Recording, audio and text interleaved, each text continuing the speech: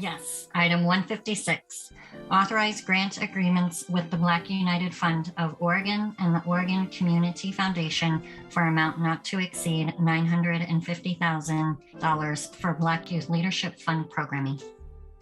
Okay, and since this is a second reading, if there is no further discussion, we can call the roll. Commissioner Hardesty, is there any comments before we call the roll?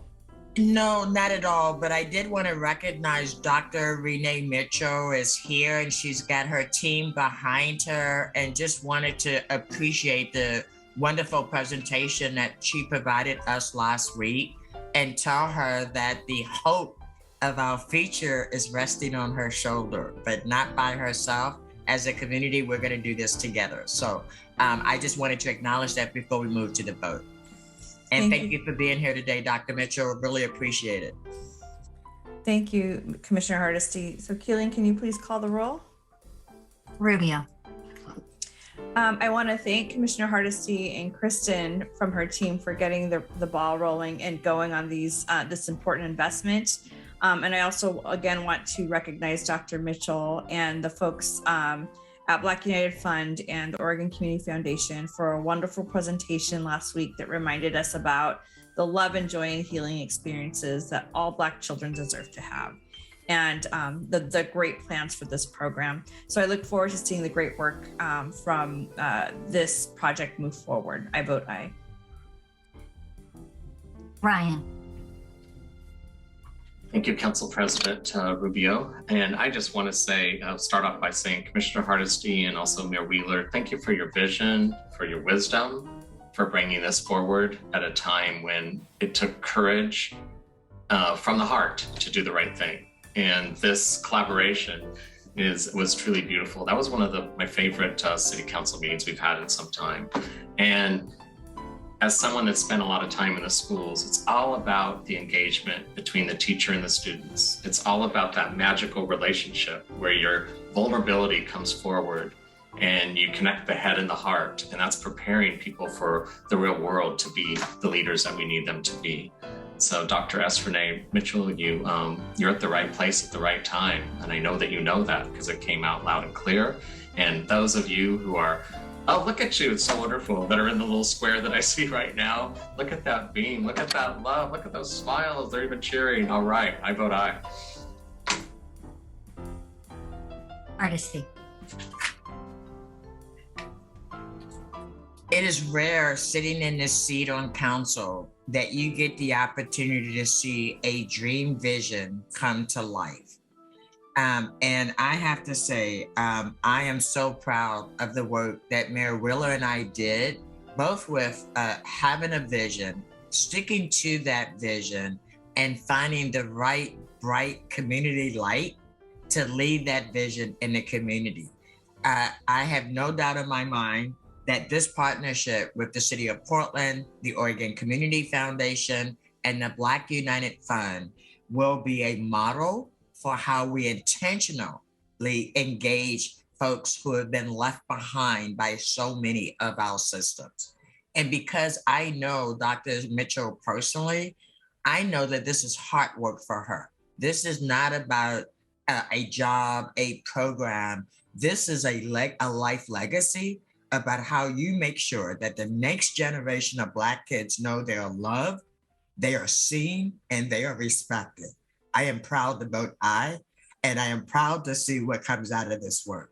And for my colleagues, I guarantee you that when Dr. Mitchell and her team comes to us next year with their 1-year report back, we are going to be blown away. I have no doubt about that. I am pleased today to vote aye.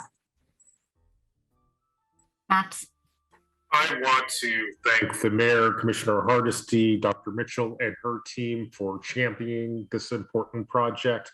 I too look forward to seeing how this project evolves. I'm excited for it. It's very important work. And for these reasons and more, I vote aye. Wonderful. So that means the ordinance is adopted. Yay. All right. Woo, woo. Yeah.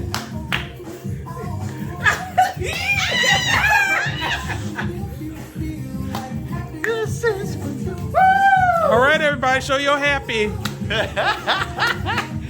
Brian, dude. He's like this. All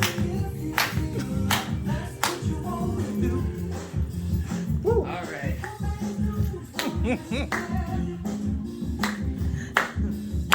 Now we get you. Yeah. Hold on.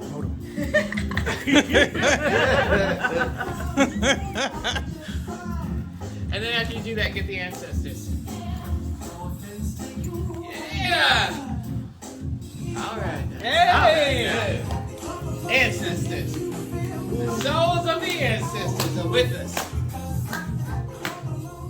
Born and raised in Portland, Oregon. Been here more of the years than I wanted to count, right?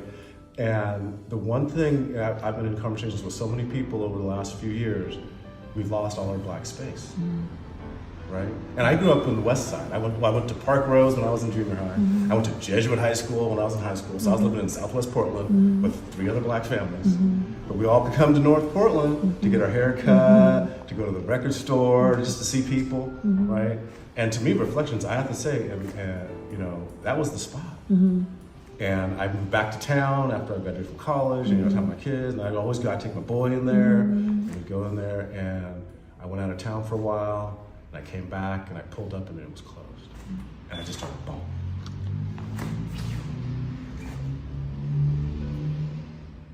Because that was it. That was the last spot, you know? That was the last place that I could remember being able to go to that we could be at, right? And so then I walked in over here, and then I saw the paintings, and I saw the books. I'm like, oh, okay, we can do this again, right? We can do this again. So,